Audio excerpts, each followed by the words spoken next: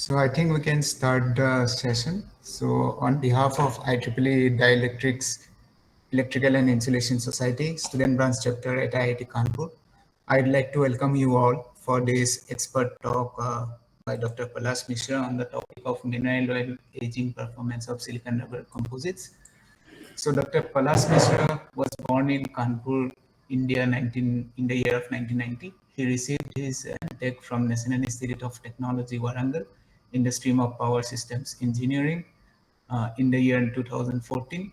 Uh, he again then pursued his PhD in the field of high voltage engineering from IIT Madras, and he completed it in 2019. And since then, he has been associated as an assistant professor at National Institute of Technology, Warangal.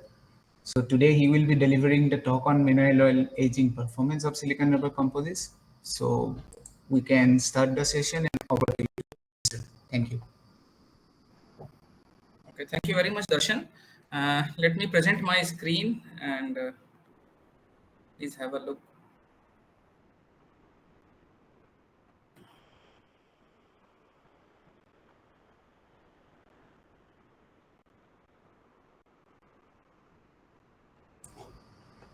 We can see your screen. Yeah. Okay. So very good morning, everyone, and thank you very much, IIT Kanpur student branch, Dr. Verma and Dr. Gupta for inviting me for this talk on mineral oil aging performance of silicon rubber composites. So a brief presentation highlights.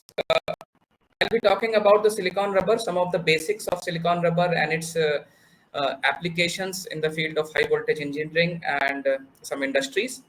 Then the second topic that I will be talking about is how the silicon rubber may come in contact with the transformer oil, ester oil or the mineral oil, and what are the conditions that are possible for the exposure of silicon rubber to transformer oil. So that will be the problem definition for this particular talk. And then the further experimental test results and studies that has been performed here at NIT Warangal and collaboratively at several other institutes as per the IEC and IEEE recommendations to see the performance of a silicon rubber based insulation predominantly under for high voltage outdoor insulation application. So these are some of the test results. Those are published in IEEE as well.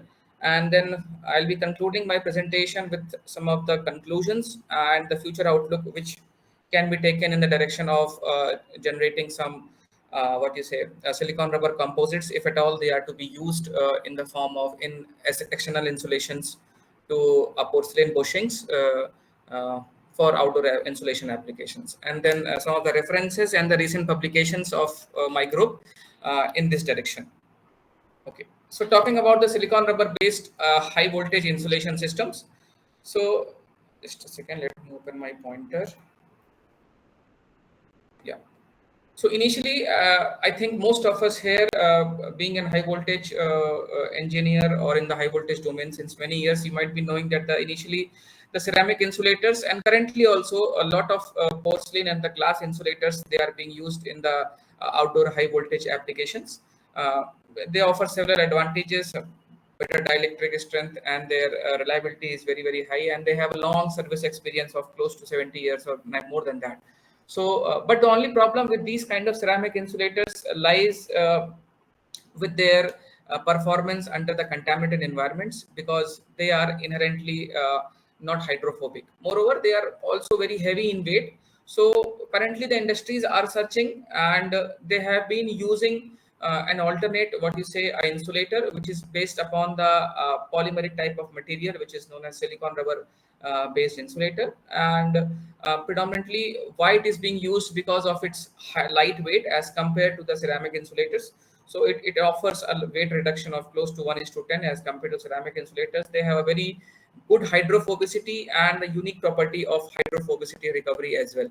And being organic in nature and elastomeric in nature, essentially, they are highly resistant to the vandalism. So that was one of the issues that were existing. Still, it is existing with the ceramic or a glass type insulator is the vandalism. So that property is almost nullified in these kind of silicon rubber based composite insulator, and most of it offers an excellent pollution performance if doped with certain amount of fillers in it.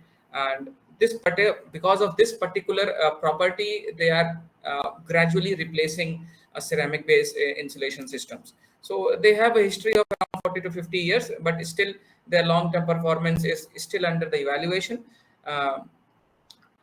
As compared to the ceramic insulator. Now, what is the problem that is there with this silicon rubber based insulation system is that when they are being exposed to the multi-stress aging environment, say a high voltage AC or a DC, contamination or a thermal aging while in operation, or a UV and moisture.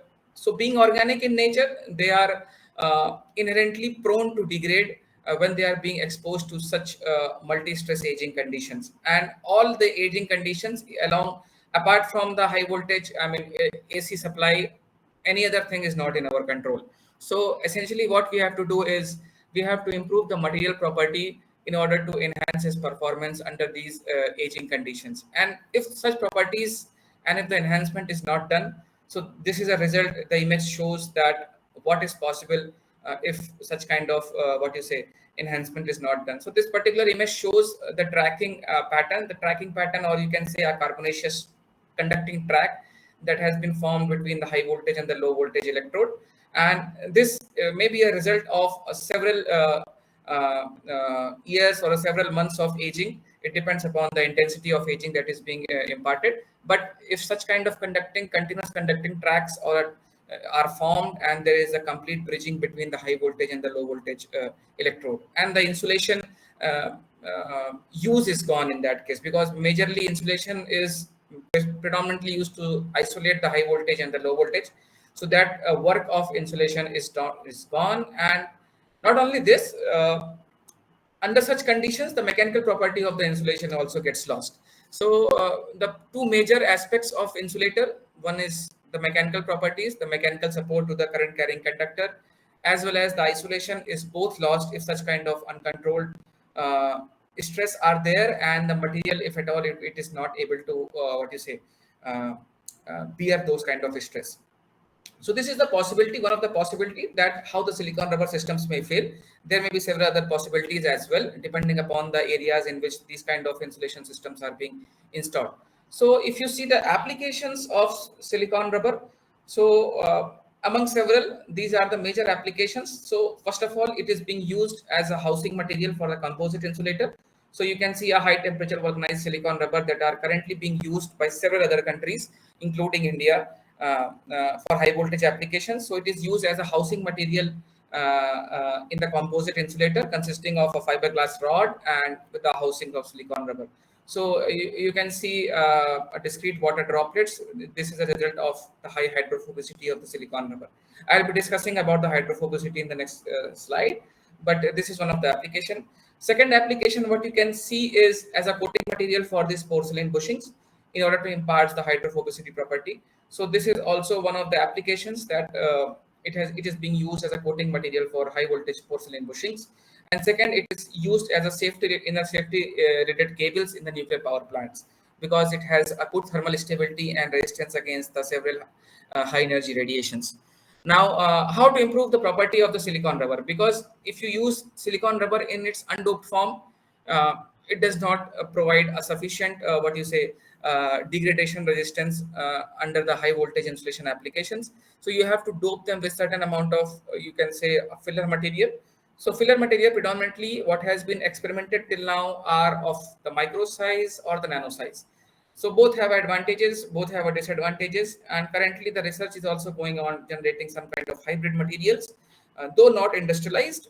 Yeah, from the industry point of view, what we know is only the microcomposites are being currently used for high voltage applications, but the nanocomposites are not that much into the industry applications. Now, talking about the microcomposites, so predominantly in silicon rubber based insulations, if it is being used in the outdoor applications, alumina-tri-hydrate and the silica are the predominantly used. But we have to dope them with extensive amount of filler weight percentage. You can say around 50 to 60% of filler weight percentage is needed in order to impart a better tracking erosion or other kind of degradation resistance. So doping with certain such amount of high filler content of 50 to 60 percentage makes the material electrically stable, I would say, but mechanically the property gets degraded. The mechanical properties, the brittleness in the material gets increased. So that is why the research started with the nanocomposites. The advantages of nanocomposites was that by doping a certain less amount of filler content, say around 1 to 10 percentage, 5 to 10 percentage, or mostly 15 percentage, the same properties can be achieved from the microcomposites which are being doped at 60 percentage. But the problem of nanocomposites or the nanofillers is that the dispersion of nanofillers is still a challenge. So several kind of techniques are there, fuming of material, and then several other radiations are there, shear mixing techniques, ultrasonication. Their techniques are still existing for the uniform dispersions, but for getting the agglomerations avoided in a large scale is still a challenge. So that is why the nanocomposites are still not in the industry. And currently, the research is also going on microcomposites and nanocomposites doped. I mean, the nanofillers and the microfillers doped concurrently in the silicon rubber matrix. So, by doping such kind of both micro and nanofillers, it has been found in several literatures that if doped in a good quantity, I mean, in the optimized manner, the cost of the material goes down, and cost, of course, it will go down because the filler content is there. So filler is cheaper than the silicon rubber, what you say, for outdoor high voltage applications, and it makes the mechanically material also strong. Thermal conductivity can be tailored depending upon the type of filler that you are adding, and of course the breakdown voltage and the erosion resistance can be enhanced if the fillers are doped in an optimized manner. So these are the current trends which are going in the field of silicon rubber based insulation systems, which are being employed either as a housing material or either as a coating material in several applications. So these are the things. And talking about some of the basic of the silicon rubber, that what actually the silicon rubber is. So this is a formula, a chemical formulation of the silicon rubber. It is basically a series of chains of polydimethyl siloxane with a silicon and the oxygen bond on its backbone. So this bond is a kind of ionic in nature because of a strong electronegativity difference between silicon and oxygen, and there is outer methyl groups as well. So this a kind of covalent bond is there between the silicon and the carbon atoms because of the less electronegativity difference. So it is partially, you can say, silicon rubber is partially ionic in nature and partially covalent in nature. And both the bonds, the backbone chains as well as the side chains, they have their own work to do. The backbone chains, if you see, they provide it they provide it a high thermal stability, and this what you say organic methyl groups provide hydrophobicity to the material. So if you see the contact angle which we measure, so contact angle is nothing but a measurement, what you can say, a quantifiable measurements of hydrophobicity can be done through contact angle measurements. And if the contact angle as per the ASTM standard, if the contact angle is more than 90 degree, then the material is said to be hydrophobic in nature. So you can see an aged silicon rubber specimen. This is the contact angle which we measured through goniometer, and it has been found that the contact angle which the droplet makes from the surface of the material is close to 107.72 degrees. So that shows that silicon rubber is extremely hydrophobic in nature if it is in its unaged or the what you can say unexposed form to the environment. And talking about thermal stability, so thermal stability of this particular silicon rubber material, the curve is shown here. So this is a kind of a pyrolytic curve or a TGA response of a material, which we can see, which has been taken over the period of over the temperature range from room temperature to the around close to 800 degrees Celsius. So we can see that the material is fairly stable up to close to 300 degrees Celsius. After that 300 degrees Celsius, there is a dissociation of the material, and finally in the end the carbonaceous char or the conducting char that is being left is there after the 800 degrees Celsius. So it's a fairly stable material until the temperature range of close to 300 degrees Celsius. So these are the some of the properties of the silicon rubber, why it is being adopted currently in the high voltage applications, and these are the some of the technical details behind the silicon rubber performance. Now, talking about the types of silicon rubber, so majorly there are two types. One is the RTV silicon rubber, and second is the HTV silicon rubber. So RTV silicon rubber is nothing but the rubber which vulcanizes at the room temperature of around, say, around 20 to 24 degrees Celsius, and the molecules are arranged in a cyclic manner. So the elasticity, if you see, the RTV is much higher as compared to HTV. I mean, it is not about the elasticity because they have different applications, but you can see that they are arranged in cyclic patterns, and the hardness, if you can see, hardness of the HTV will be higher than the RTV silicon rubber. And this RTV is being used as a coating material in the porcelain bushings, and HTV silicon rubber is used as a housing material in the composite insulator. And they have a cross-linked patterns of siloxane and PDMS.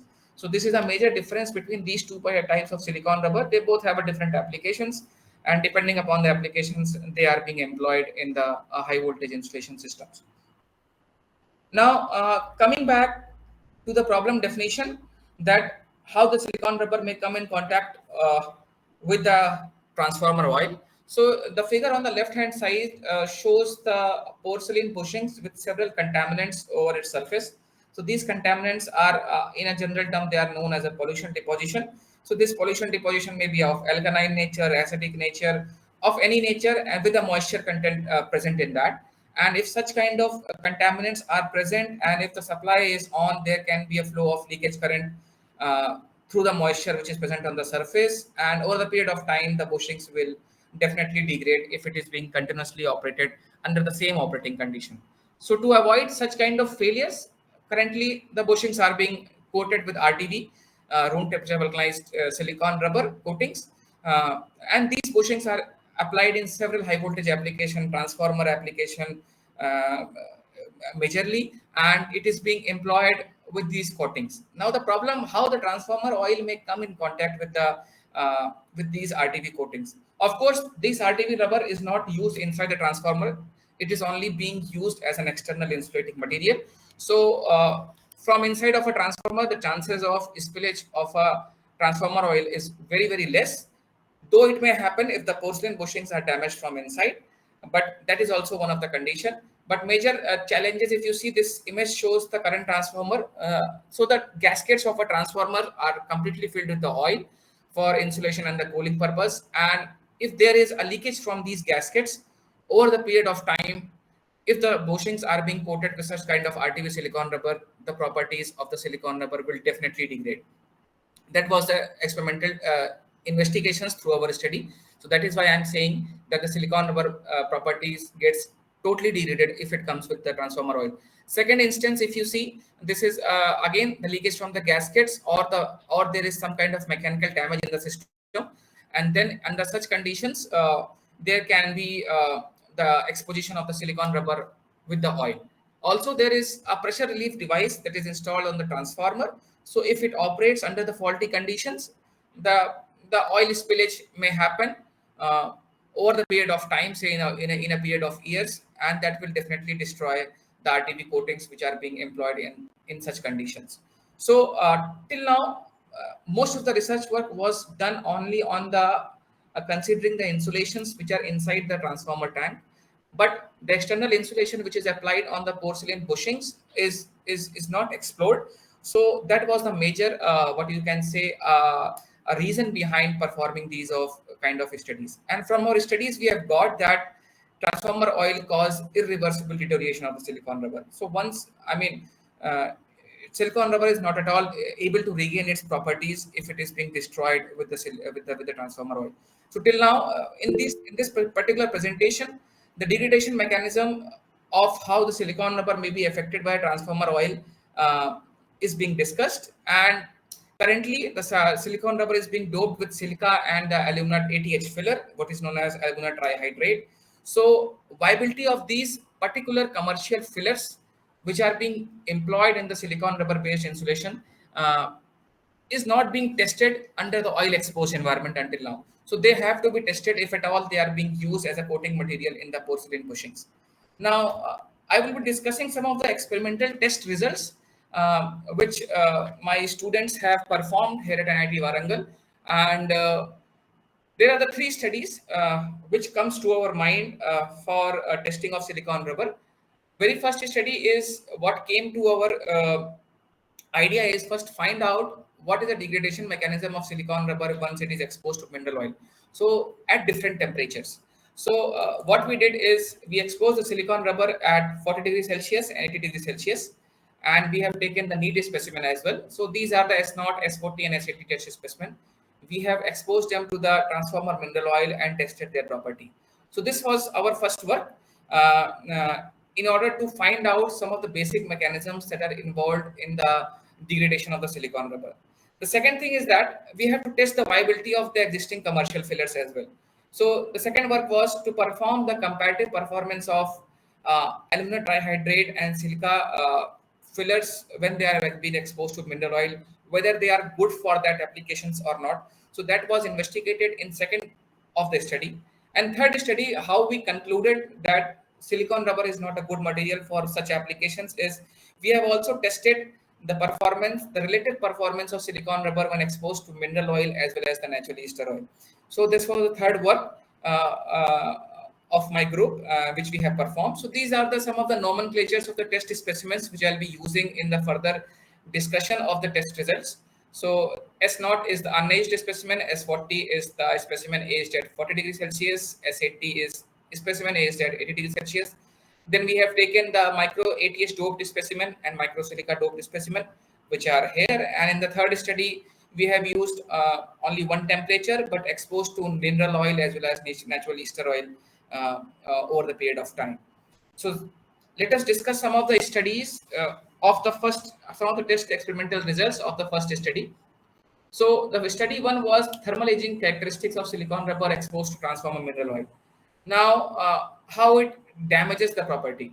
If you see just by looking, these are the images of the test specimens, and this shows the physical dimensions of the test specimen before and after aging.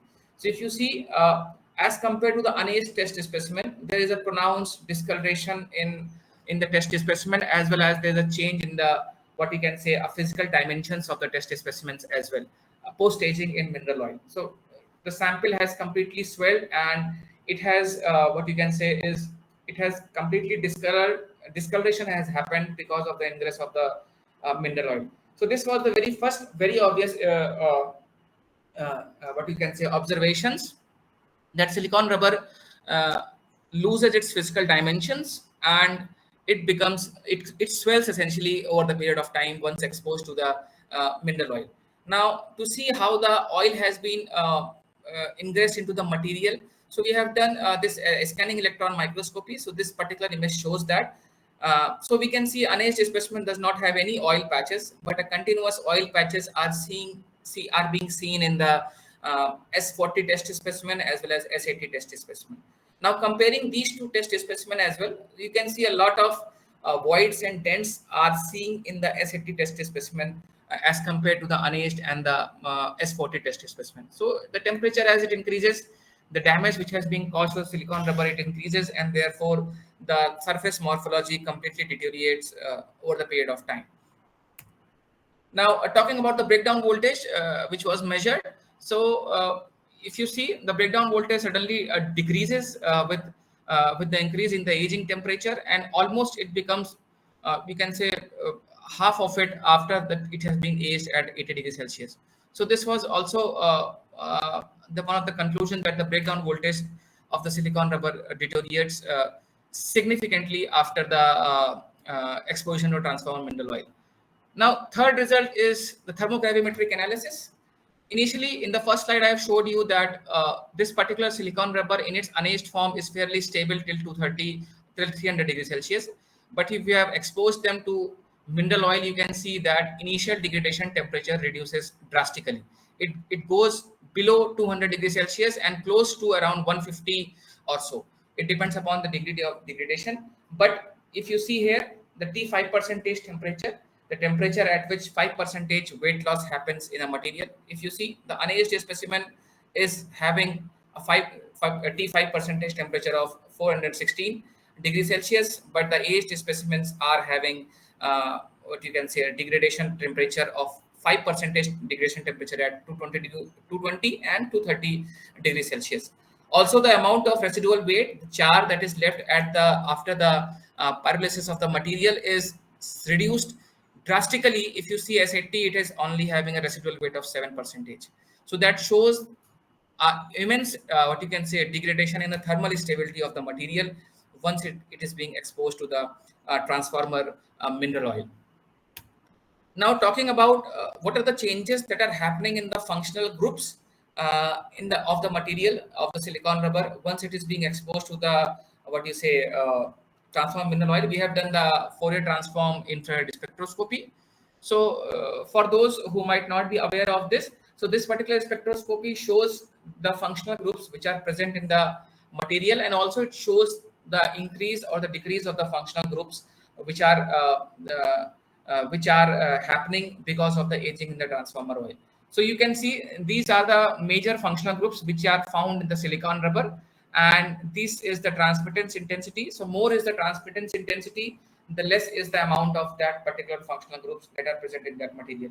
So if you see the transmittance intensities of the side chains as well as backbone chains, they have reduced after the aging, and from 100% it has gone to 152%, and it has gone to 285%.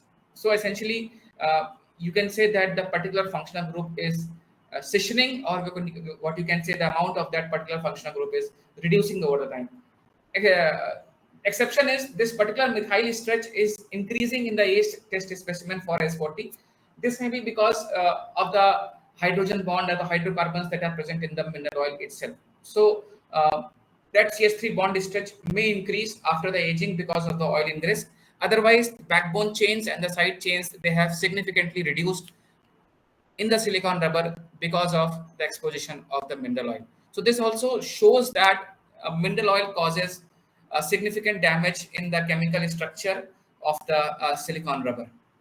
Now, talking about the degradation mechanism, how it happens.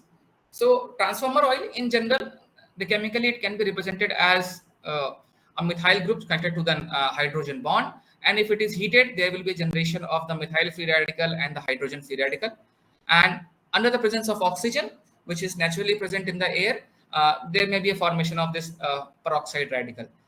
Now, parallelly, there will be a degradation that will be happening because of the mineral oil aging in the silicon rubber as well.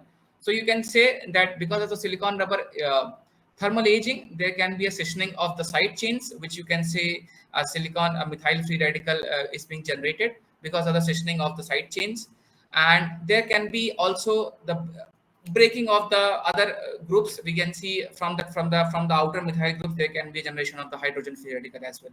Now, these free radicals are highly unstable, and they would like to combine with the other radicals to form a stable compound. And this particular third equation shows the scissioning of the backbone chain of a silicon rubber. So these three are the chemical changes which are happening in the silicon rubber while it is being aged in the mineral oil.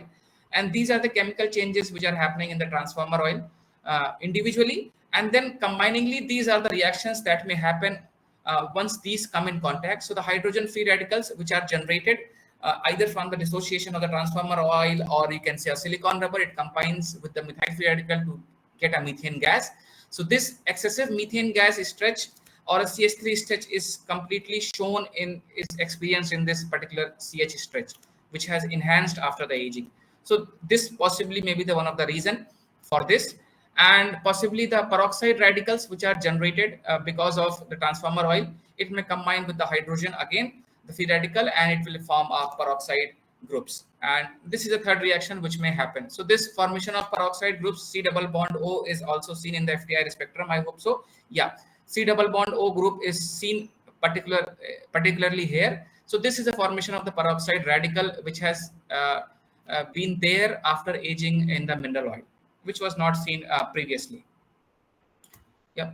So this was the degradation mechanism which was proposed in this particular work, that how the silicon rubber and the transformer oil may interact, and what are the changes in the thermal properties, and what are the changes in the surface morphological properties that a silicon rubber experiences when exposed to the transformer mineral oil. There are several other tests which we have performed in this particular work, but I have not shown here because it will take a lot of time. You can refer this particular paper for other mechanical as well as the electrical testing that has been performed in this particular work. So I would move to the second study, which was performed on investigating the viability of the existing fillers. So we have done several tests in this particular experimental work as well. So very first test that comes to our mind is the SEM analysis to see how the surface morphological changes are happening. So you can see complete as like the previous work, oil patches can be seen, as well as specifically if you see here, there can be a voids that are seen in the material. So these voids, several small voids and a big voids are being completely visible in the SEM images. So this particular thing shows that the damage has happened because of the oil ingress. So there can be a creation of several voids or the dents in the material. And these are the images for the ATH doped specimen and the silica doped specimen. Then further, we did a contact angle measurements for these composites after aging in the mineral oil. So unfilled specimen, you can see it has reduced the contact angle till 71.44 from 107 degree Celsius degree. And micro ATH and micro silica, they lost their hydrophobicity less compared to the unfilled specimen. But yes, they have again lost their hydrophobicity because the contact angle, average contact angle has gone below the 90 degrees. So this was the major conclusion that after aging, even the ATH and the silica doped specimen, along with the unfilled specimen, cannot what you say, uh, maintain their surface hydrophobicity once exposed to the transformer mineral oil. Talking about one of the most important property for which the silicon rubber is being used for outdoor insulation application, it is the tracking and erosion resistance. So we perform the inclined plane tracking and erosion test as per the IEC 60587, and we got some of the interesting results that if you see the tracking images, none of the test specimen they pass the IPT test, though it is being well established that micro ATH and micro silica doped specimen, if in the unaged form, they will definitely pass the inclined plane tracking erosion test if it is being doped in a ratio of say around 50 weight percentage. But after aging, none of the test specimen, even micro ATH and silica dope, they pass the what you say, the inclined plane tracking erosion depth test, and they failed within the 30 minutes of the start of a test. And but yes, the specimen which has having the microparticles, they exhibited a lower weight loss as compared to the unfilled test specimen. Of course, because of several thermal stability parameters that are being given by these particular filler materials. And among all the dope test specimen, micro ATH was a test specimen, though it failed, but the amount of weight loss was minimum here. So to quantify this, we have measured the time to tracking as well and the weight loss that has happened in the material after tracking erosion test. So you can see that the time to tracking for the micro ATH and the micro silica doped specimen is higher than the what you say unfilled specimen, but they all have failed the test within the 30 minutes. And also the weight loss after the tracking erosion test, it was minimum for the micro ATH dope test specimen as compared to the unfilled specimen and the micro silica dope specimen. But yes, none of the test specimen passed the test. So this is what the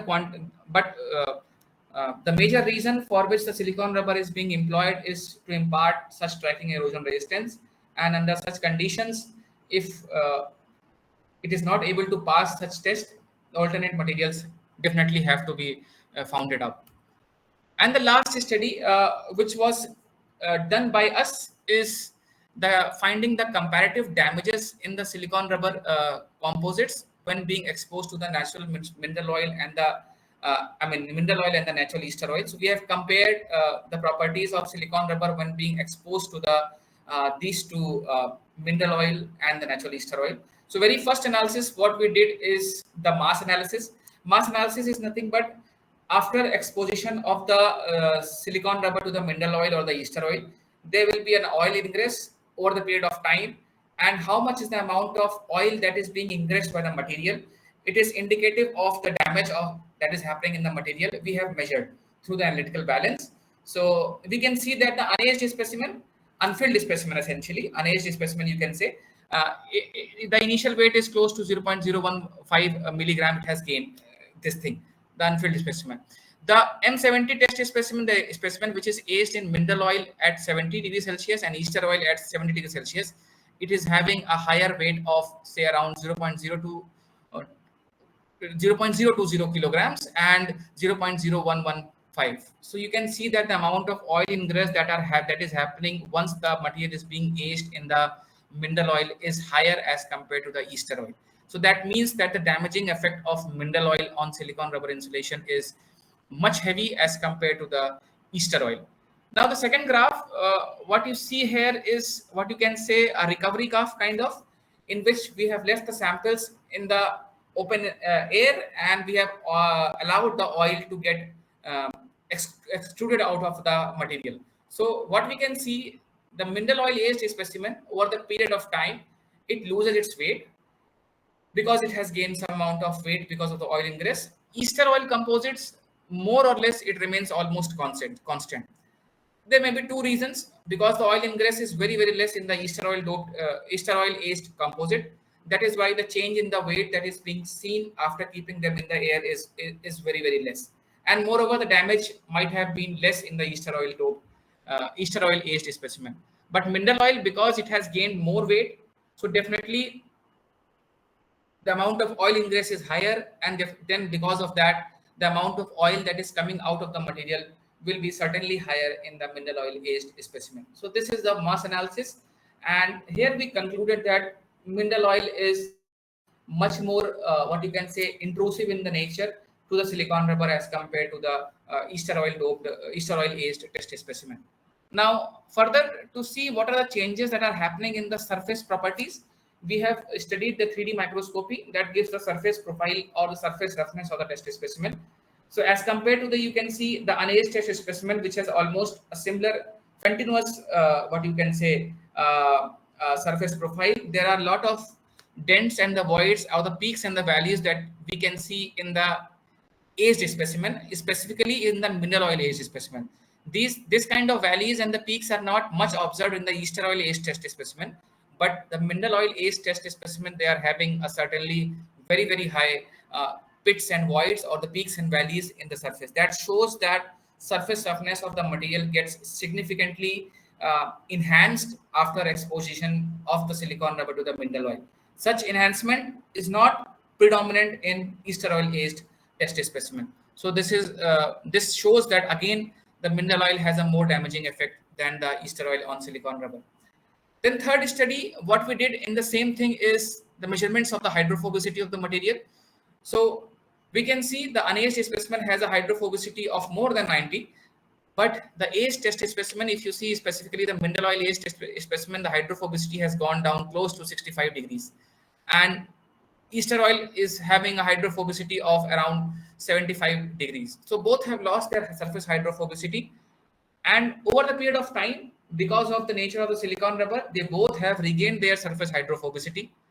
And but still they have not reached up to the what you can say the hydrophobicity of the unaged silicon rubber. And overall, if you see the mineral oil aged test specimen, their hydrophobicity what you can say is less as compared to the ester oil aged and the unaged specimen. One thing which we can see that the rate of recovery for the mineral oil aged test specimen is higher as compared to ester oil aged. The reason may be very simple, that the damage which has been happened because of the mineral oil, that has caused several what you can say mechanical imperfections or mechanically voids in the material, and which makes essentially the movement of the methyl groups easy to the surface. So the rate of recovery of the mineral oil aged specimen is higher, but still the final recovery which we have got is the hydrophobicity is less for the mineral oil aged specimen as compared to the ester oil aged test specimen. So again, there is a loss of surface hydrophobicity which can be seen. And the last test what we perform, because this is a very major test, tracking and erosion test. Again, both the test specimen, I mean mineral oil aged as well as the ester oil aged test specimen, they failed the tracking and erosion test, and they have generated a tracking length of 25 mm unaged test specimen, and what you can say mineral oil is completely tracked, if you can see. And again, ester oil is also almost completely tracked, but the track length of 42 mm is being seen as compared to track length of 46 mm in the mineral oil aged test specimen. So again, all the three under all the three conditions, the silicon rubber failed, and it does not pass the tracking erosion test. Coming to the time to tracking, if you see, the time to tracking for the unaged specimen is higher as compared to the mineral oil aged and the ester oil aged test specimen, and the mineral oil aged test specimen almost failed within the 6 minutes of the tracking test. So it is very less time for the what you can say, for the material to be used in the outdoor insulation to get failed in the 6 minutes of time. And ester oil also failed, but it's almost double the time of that mineral oil aged test specimen. And talking about the eroded mass for the unaged specimen is all. If you can see from the figure, the tracking length is more. The eroded mass is obviously less in the unaged specimen as compared to the mineral oil aged and the ester oil aged. Highest is for the mineral oil aged test specimen. So the three studies which I have shown till now, the very first study of mineral oil aging degradation mechanism. So here also the experimental results have confirmed that silicon rubber cannot pass the test after aging in the mineral oil, and that too even if it is being doped. The study too concluded that even if it is being doped with the silica or the ATH microparticles, that also are not suitable for such applications in which silicon rubber is prone to subjected to the mineral oil or the ester oil. And the study 3 also showed the same results, but one important results which we got is compared to the ester oil, mineral oil has a more damaging effect on the silicon rubber. Now talking about the future outlook, what may happen, either you have to find out some alternate fillers, and instead of finding out the alternate fillers, you may change the material. That is of course an option. What currently through the experience what we have got is, even we have changed several fillers, say boron nitride, several flame retardant fillers and everything we have tried, but none of the fillers are able to pass the tracking and erosion test. So essentially we have to change the what you can say, the inherent properties of the silicon rubber by possibly some kind of uh, external hardening technique, or the surface changing technique has to be adopted instead of just doping the alternate fillers in the materials, because those are not helping. We have tried numerous amount of fillers, boron nitride, titania, aluminum nitride we have tried, but none of them have proven to be passing the several tests for silicon rubber to be used in the oil exposed environments. Or otherwise we have to find some alternate coatings or some kind of hybrid coating material uh, uh, which may be uh, resilient against the oil ingress itself. So if the material will absorb less amount of oil automatically, or if the material repels the oil, automatically it will definitely reduce the damage which is being caused because of oil intrusion into the material. So that have to be looked into, and that is an open research topic which several of you may adopt. We are also adopting, and possibly we can come with some particular solutions for silicon rubber to be used as a coating material for porcelain applications in the transformer. So these are the recent journal publications which you can refer pertaining to this particular topic only. That can be taken as a reference for further information in this particular topic.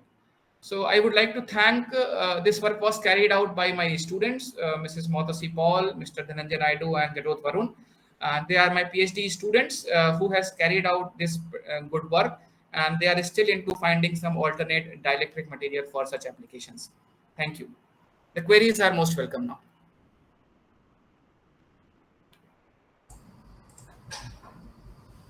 Thank you very much, Dr. Mishra. Now I'll open the floor for the question and answer session. And if someone is willing to post the questions on the chat box, they can do so.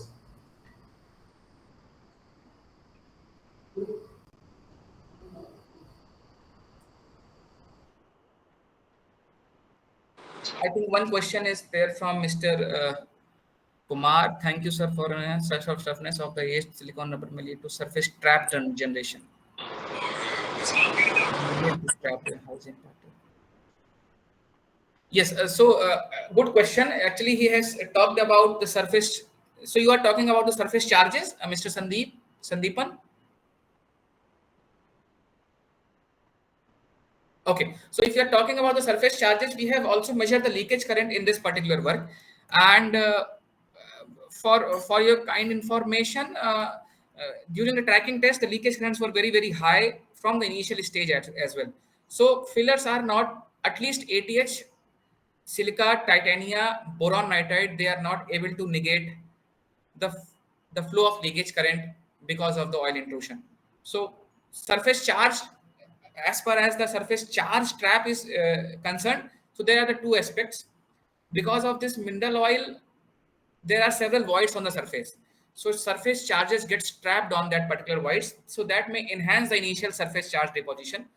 But at the same time, the surface conductivity is getting lost because of this process. So both the process, they go hand in hand. So one process will enhance the surface charge deposition, and one process is, what you can say, is enhancing the surface conductivity, so that is helping the charges to flow easily. But in our study, we have done the surface potential or surface charge measurements in a high voltage lab here, and we have got that the surface charges are decaying very fast for the ACE test specimens. I have not shown that results here; those are there in the paper, but the surface conductivity has enhanced numerous times for these composites, which of course has led to the increase in the leakage current.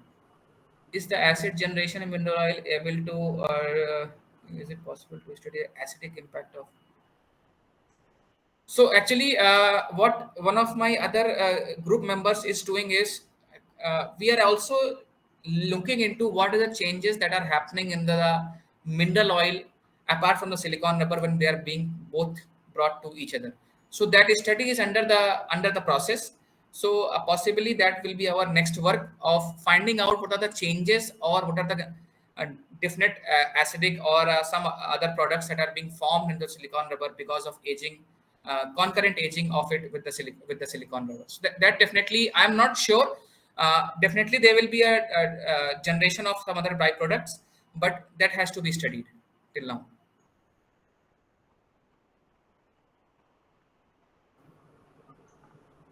Good morning, Dr. Palash. Good, I'm Shubrata from IEEE Kolkata section. good I morning, think you Professor. you Good morning. remember. Yes, so I have some observations. So can you Yeah, hear me? Can you hear me? I can Hello. hear you, sir. Yeah, I can hear you. Okay. Some one thing that you have told that in your presentation that when mineral oil you have not mineral oil transformer oil you have heated that is some R star and A star you have got it. Okay. So what is the temperature? At what temperature are you talking about? So Sir, that can you repeat the question once more? in your slide, case study number 1, you have already presented that your transformer oil, when it has been heated, it will form R star and A star or something like this. Yeah, methyl free radicals and hydrogen free Yes, radicals. yes. So at what temperature you have heated? So that I I want have, to know. yeah, actually two temperatures we have thought of, 40 degrees Celsius and 80 degrees Celsius.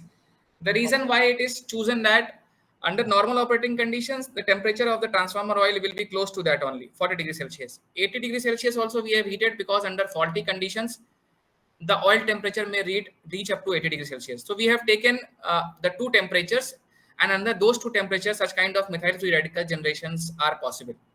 Now, actually, 40 degrees is a normal operating temperature, 40 degrees centigrade that you are talking Yes, about. But yes, at faulty condition, you have told that it is 80 or 90, whatever it is. But yes. in some intermediate temperature, have you taken any reading like 50, 60?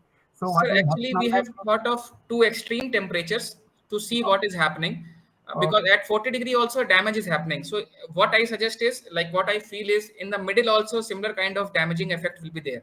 We have taken the minimum and the maximum temperature to see the overall profile of the damage which is happening. But definitely Oh, we can study over the different temperatures as well. because you know that I think you can get some extra information when we'll get the yeah, actually perform the experiment on intermediate temperature. I think Yeah, some information you may get. I don't yeah, know. Okay, this is my suggestion. Okay, yeah. We will take it, sir. We will take it. another thing that your in 3D microscopy image that I have seen. Okay, So actually in 3D microscopic image, you have I have seen that there may be some irregularities or rough surfaces you have shown, and according to that you are saying that it is deteriorated. Your insulation system has been deteriorated.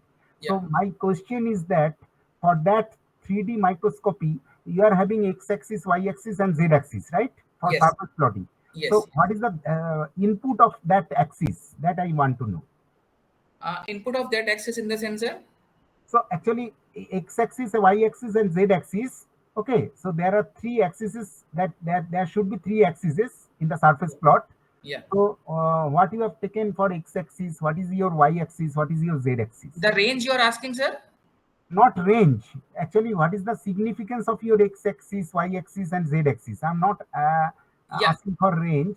Yeah. I'm asking for what will be your x-axis, Yeah. Yeah. what Yeah. x-axis is So, representing. so That I want to know. yeah. So x and y axis are the length and the what you can say the width parameter of the material. Z axis shows the amount of depth or the pits and holes in the material. Okay, so that is actually for the void Yes, Z depth. axis. Okay, okay, okay. Actually, this shape will change, I think, according to the shape of the void. Okay. Yes. Okay. Yes. The Okay. valley shape and everything will change according to the shape and size of the what you Void. can say the void. Yeah. Yes. Okay. Thank you, for Dr. Palash. We'll meet again. Okay. Thank you, Professor. Thank you, Professor. Thank you. Good morning, Dr. Palash. This is Professor S.N. Banerjee. Though I am not in your field, I could Good morning. understand this. Yeah. I recommend that this is a very old topic and you are trying to find out a solution. As from the industry point of view, I feel that you must give a prescription that this is the material required for manufacturing for this type of things. This should be the outcome of your research. Anyway, research is always continuing and extendable. Number two, you can contact, say, NTPC Ramagundam, which is near you. Contact the electrical department. See the failures in what your project you are trying to do it. Okay. What is the failure and the impact of rupees on the failure portion point of view, commercial point of view. Yeah. Because we are spending so much on your research, you are spending so much time. Does it evaluate that my power transformer trips? One impact of this research should say that, okay, this is only the material that we suppose. There are a lot of insulation manufacturing companies in India. Birla Insulators is there, I remember. You can approach them for your activities of research because they are the manufacturers and they will be supplying these insulators to the electricity board. Yeah. And if you can convince the electricity boards on the cost saving of your research, Yeah. it will have a very impact. But even if it is a 5 rupees impact Yeah. in the costing, because you can see the number of insulators that is used pan India. Yeah. Your research should also attribute to what is going on research at IREC Canada, ABB, Vastara, Sweden on these material sciences that you are exploring. There is a lot of research going on. See, your department is also doing a good research with your students. But that is not the only final pointing of view. When we think of a commercialization of a product, your analysis is very nice. Good. Finally, at the end, because at the end you said fillers, we are not able to find out, identify. We are not able to do this. This is 4 of research. See, we cannot spend much time on research. As an industry person, I need a product at the fastest. Yeah. So that manufacturing process, as you said, whether the hardening has to be done or not. Who will suggest that? Where is the interdisciplinary personnel who will suggest and activate these particular issues that you are highlighting? Yeah. That means another processing of the material has to be done because this is a rubber technology. So you have to involve a rubber technologist also as an electrical engineer. Don't mind it. Yeah. Correct. Don't mind it. No problem, sir. You can, of course, you can, as an industry person, you can, of course, give the suggestions, sir. That will are most welcome. So because we want a product, we should not fail. Anyway, that is always clear. See, power transformer is a big topic and I have done artificial intelligence on that in 1990s. And these were the defects that we had encountered when I was doing research. But See, innumerable solutions are there, and you have done a very good analysis. Check up with Erda, Baroda, Okay. Okay. at least in India, Yeah. or Bangalore. Yeah. You have the test centers. This is from your lab, get it tested. But I want a solution, which fillers, which technology shall say me, okay, my 99% problem has been solved with mineral oil being used in the transfer. Because I cannot change, Do research with the industry like ABB, BHEL. Since you are a government company, I think BHEL could help, Bhopal can help you in research. Yeah, yeah. Actually, we are in contact with them. One of my student is there. Like she is doing PhD under me, but I am in contact with her, and I think Mrs. Paul is there. So we are indeed in touch, sir. So So hopefully please we'll do come up this with so that, material. yes, very good, very good. I always say research should be going on. When if it is a rupee one margin that I can get in a porcelain manufacturing, it is good. My power transformer should not trip, or my insulator should not, because of the hydrophobic and all these things you have told, is very good. Though these are the instances only for the weather-based systems, but on the transformer, okay, it is aging phenomenon will be always there, from 40 degree to the high temperatures that is going on inside as well as outside ambient environmental things. Try to take a power transformer, try to take a distribution transformer, try to take all these samples from anything. Even Professor Jarial, I remember, he's from NIT Hamirpur. He's doing a lot of industry interactions from the power. He has got the Center of Excellence. You can contact him also. So there are a lot of other IITs also who may be doing it. But with the industrial part, ABB, Vastara, Sweden, IREC, Canada, they are the very good research institute. Plus there will be more in US also. And try to converge with only one prescription, this porcelain, this material, this filler. Yeah. That has to be the outcome of a 5 years research by a student. Yes. Yes. So that he can be taken by the industry. Industry will have to approve. I am from the industry, no doubt. And I am an automation engineer, but I have done AI, is not AI, I will say in my time it was not AI, it was expert systems. Okay.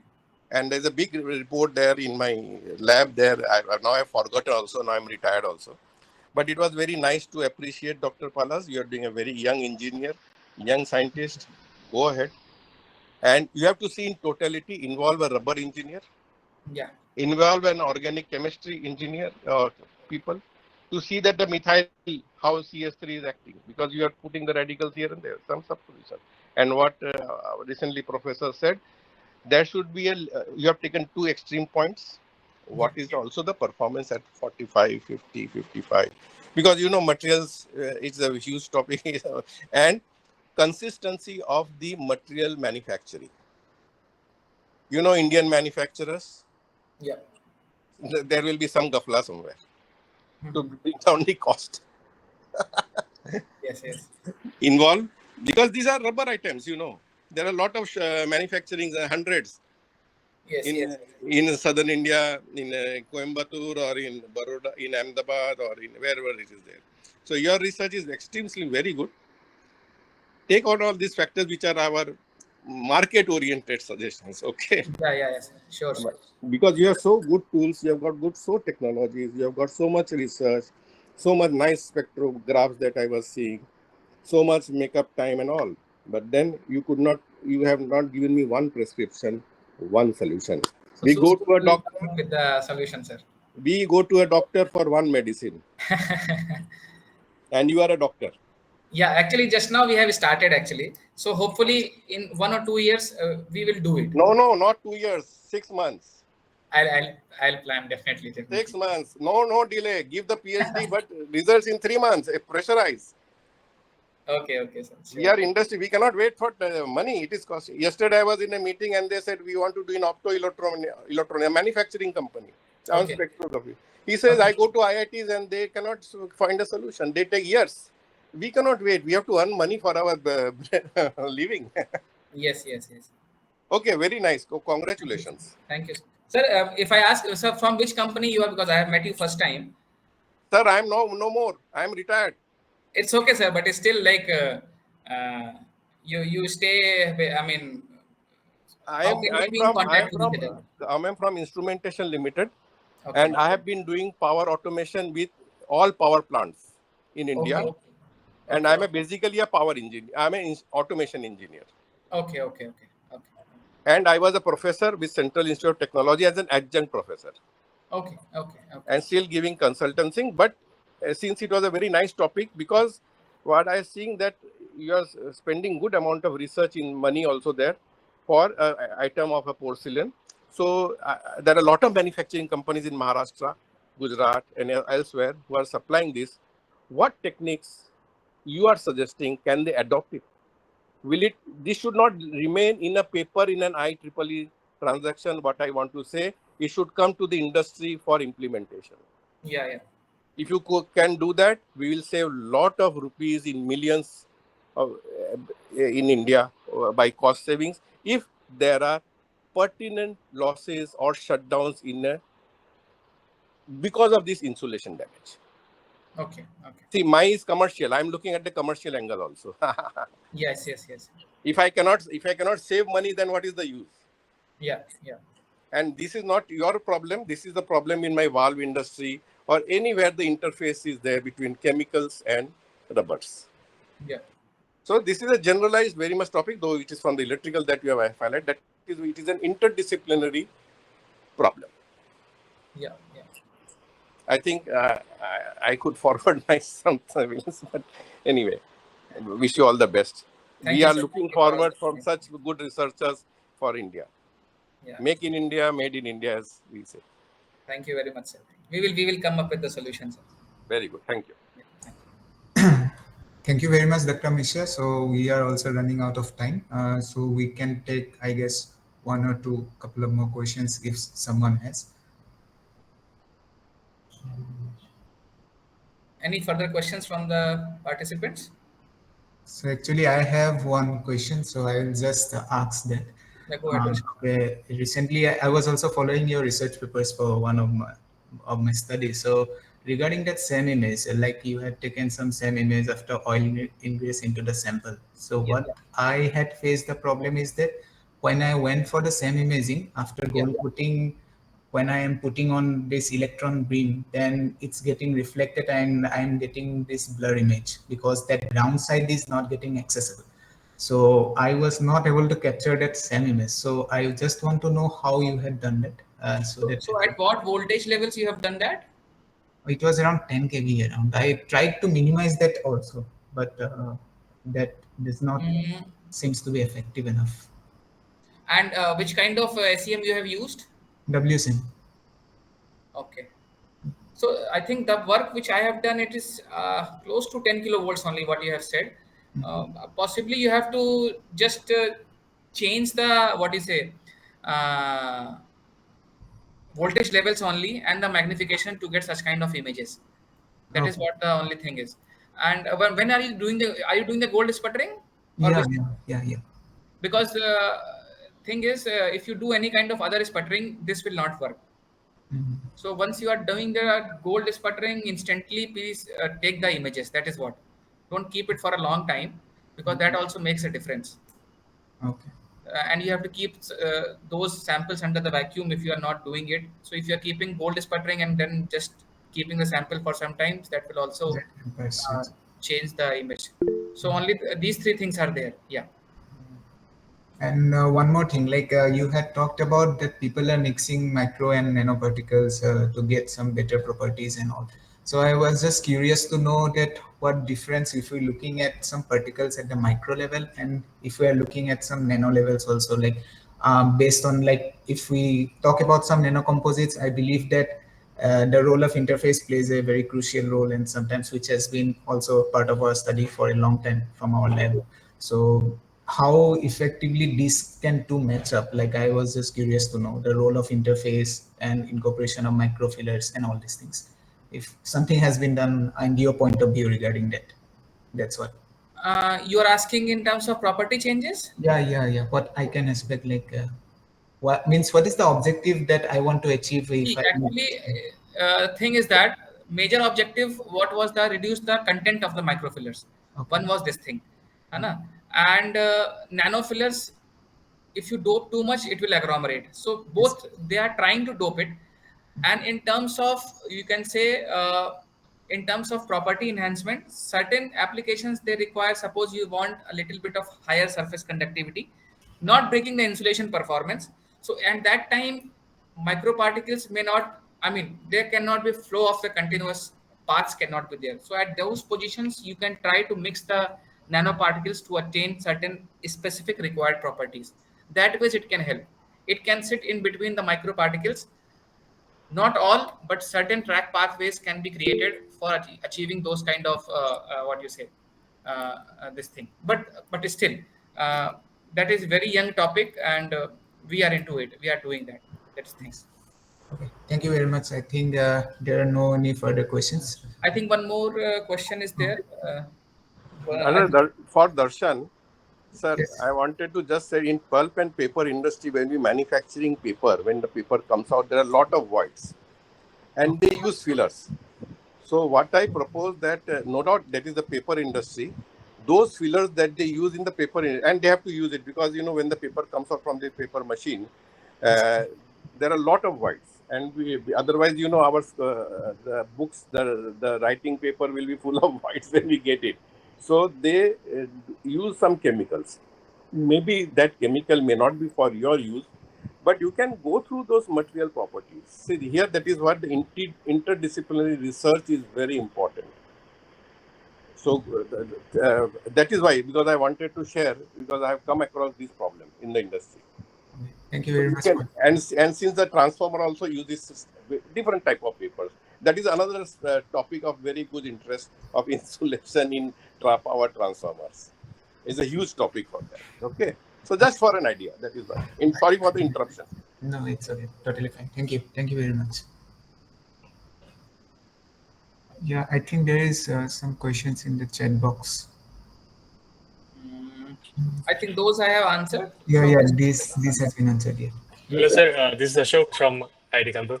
yeah, Ashok, tell me. So, we have used RTV silicon rubber for Yeah. coating purpose. Yes. So, STV silicon rubber bushing can be used in this case because they have better tracking performance. So, can they be used? You can use it, I think, but the thing is that processing of that will be difficult actually. You can use it. You have to, because HTV usually it will vulcanize at higher temperatures. You can definitely use it, but I think the processing will be difficult. So, generally in high voltage transformers, so do they use STV silicon rubber bushing or only porcelain or glass No. is used? High voltage transformer, usually they will use a porcelain based, but now they are replacing. And even what I have recently seen in the research is like HTV is basically only used for composite insulators essentially. But recently what they are making, I think there was one report in IMR of, I think ABB or some company, they are making a completely instead of a porcelain bushing, they are making a polymeric bushings. The research is going into that, the hollow polymeric based bushings they are making. Okay, so that polymer is what material, if you can? Silicone rubber they are using, but for a mechanical support kind of thing, they are doing the research. Because silicone rubber, it is elastomer. So essentially, if you use HTV, it may be strong than RTV, but definitely you have to give some base material to become it mechanically strong, stable. Okay, sir. Thank you very much. Yeah. I think with this we come to an end to this Q&A session. So again, I would like to thank Dr. Mishra for this invigorating session, and we are really delighted to have you here. And in future, I would like to welcome you again for some other session, or maybe to some of the other events of IEEE DIS SBC here at IIT Kanpur. We truly appreciate your time and your effort for this presentation. Thank you very much. And with this, I'll close the session. Thank you very much, Darshan, and convey my regards to your professors, Yeah, sure. Professor Verma and Professor Gupta. Yeah. And thank you very much. We'll meet again. Yeah, thank you.